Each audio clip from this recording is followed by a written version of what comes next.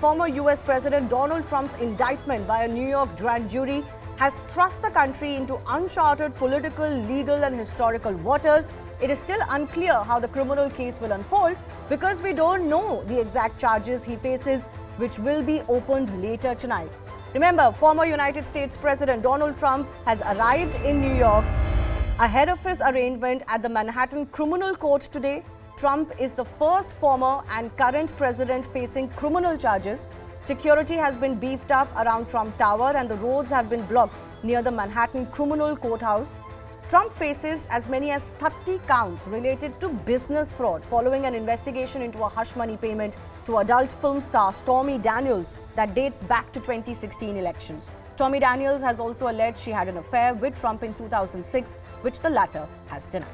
Now, hush money payments aren't quite illegal in USA. For example, between 1997 and 2017, the US Congress, which is their parliament, paid $17 million in settlements, including for sexual charges.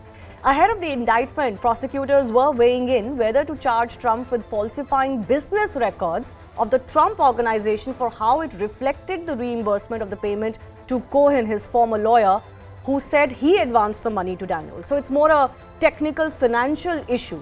Falsifying business records is a misdemeanor in New York.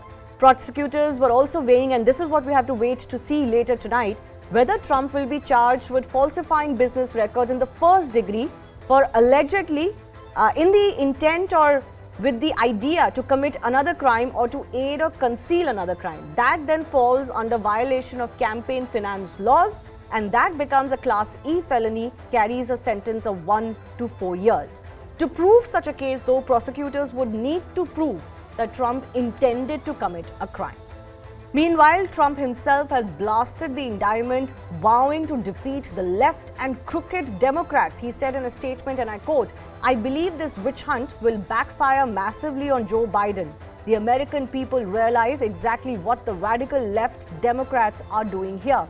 So our movement and our party, united and strong, will first defeat Alvin Bragg, who's the Manhattan DA, and then we will defeat Joe Biden. And we are going to throw every last one of these crooked Democrats out of office so we can make America great again."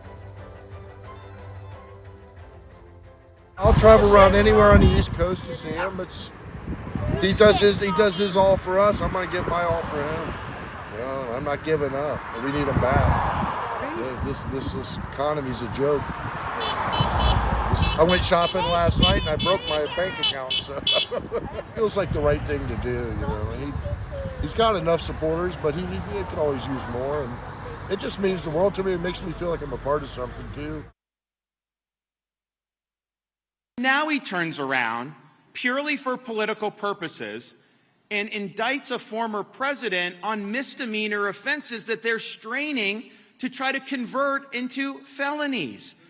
That is when you know that the law has been weaponized for political purposes. That is when you know that the left is using that to target their political opponents.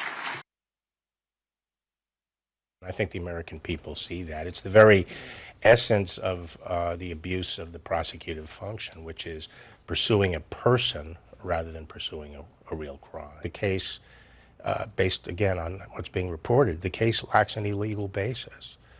It's pursuing somebody on the. There's nothing inherently wrong or illegal about making a hush payment. They're saying he falsified the corporate record, but for that to even be a misdemeanor, you have to be trying to defraud somebody, and it's unclear exactly who was defrauded. This is his own company. So that's really the big thing everybody is watching out for today as Trump makes his first appearance in court in New York. What are the charges that he's going to face? But the other big debate that's coming up is exactly how does his indictment change the 2024 presidential contest? Let's go across to our guest joining us. Joining me today is Amy Tarkanian. She's Republican strategist and former Nevada GOP chairwoman. Thanks a lot for your time. Stephen Golub is an international affairs expert, also joining us from San Francisco. Amy, let me begin with you. American politics is regarded as extremely polarized already. How much fuel do you think Trump's indictment is adding to this fire? Oh, it's adding to it tremendously. I mean, it's basically, I feel like we're burning the entire Republican Party down to the ground at this point. And I think the fact that, you see lots of people even waiting outside just to get a glimpse of him enter the building tells you what kind of support he has. And also on the other side, what kind of anger that he stews up. And so, it just shows clearly how divided we are right now as a nation. And it's very sad to actually witness. Stephen, do you think, like we were witnessing this report, I mean, to take the example of a mugshot, it can be an act of defiance or it can be public shaming, right? Do you think this indictment and what follows next is going to help Trump ahead of the 2024 elections or hurt him? Stephen. In the short run, it's going to help him because it just gins up his supporters even more, their anger, their hatred, their resentment. And that is Donald Trump's main appeal. It's anger against what he calls elites, against minorities, against immigrants, against all sorts of folks. Or the establishment in his case as well. Yeah, and it increases their support for him. It also, as we've seen, has rallied the leaders of the Republican Party around him. His poll results are looking very good. However, in the longer run, by which I mean if he gets the nomination of the Republican Party a little bit more than a year from now, then it may hurt in the general election because you're dealing with a broader electorate, including people in the middle who may hold it against him, that he's been indicted, that in their minds, it may seem that he's guilty because there may be a lot of convincing evidence brought forth, not just in this case, but in a few other cases regarding his electoral interference and the January 6th insurrection, so it could hurt him in the general election in November of next year. If he gets that nomination. Amy, you were nodding your head. You want to add to that? Does it help him or hurt him? And will the Republicans stand by him? Or will the Republican Party stand by him? Will he get that nomination? Well, I agree with most everything that Stephen just mentioned, except for the fact that Republicans are angry and lashing out basically at minorities. That is, we are not angry or hateful towards minorities at all. In fact, President Trump did exceptionally well with helping economics, dealing with Blacks and minorities and women in general. Now, that set aside, yes, I would agree, though, that he is excellent at basically ginning the base with emotion and not with the right emotion, basically making them angry in other areas and manipulating them. And it's unfortunate because I do believe that a lot of these people have been brainwashed, and that's plain and simple. And I know it's probably not something that many people want to hear, but I feel that they have been brainwashed. Okay, but Amy, can I ask you a question?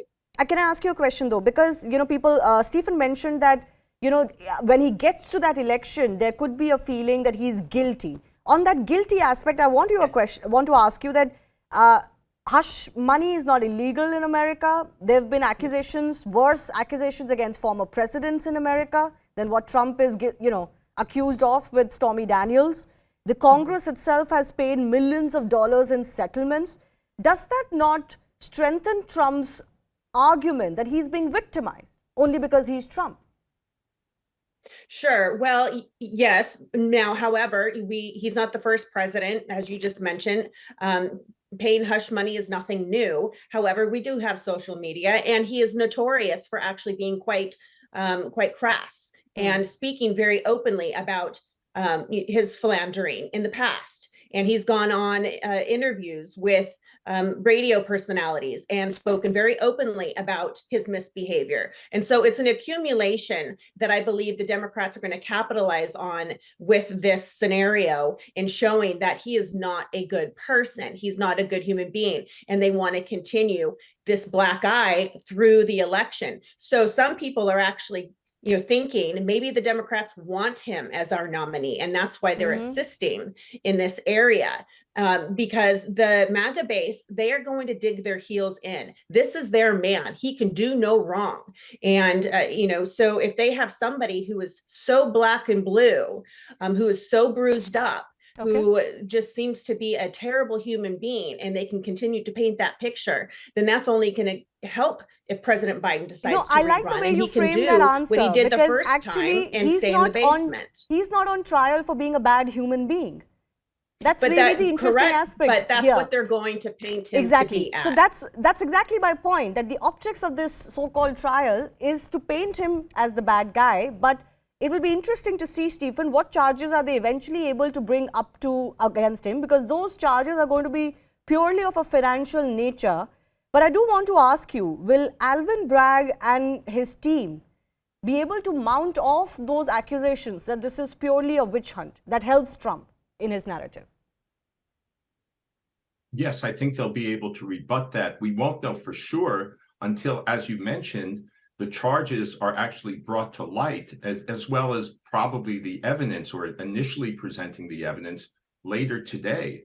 So that's crucial. One thing, and in terms of a witch hunt, or it being, with all due respect, a so-called trial, no, this is a legitimate trial. They have a basis for prosecuting him, it seems. Whether they actually succeed is another matter. I think they have a good chance, but it's not definite by any means. And Donald Trump is ultimately responsible through his conduct for bringing about the circumstances by which he's being tried, and will likely or very possibly be indicted for other charges such as electoral interference. Very briefly, one other matter I'd like to emphasize that hasn't gotten enough attention, I believe, in the press, is that Mr. Bragg is a very experienced prosecutor. He was a federal prosecutor, which is about as high as you can go in terms of expertise. He knows a lot about white-collar crime such as this. So let's take that into account in assessing what's going on and the possibilities that may develop regarding the success of the prosecution of Donald Trump here. All right. Of course, you can continue to be with CNN News 18 as we follow Trump's appearance. I do thank Amy and Stephen for joining us for this quick chat. I have to slip into a very short break on that note. On the other side, we have another special story lined up for you. That's the UK government's crackdown that is to be initiated on the infamous grooming gangs. Stay tuned.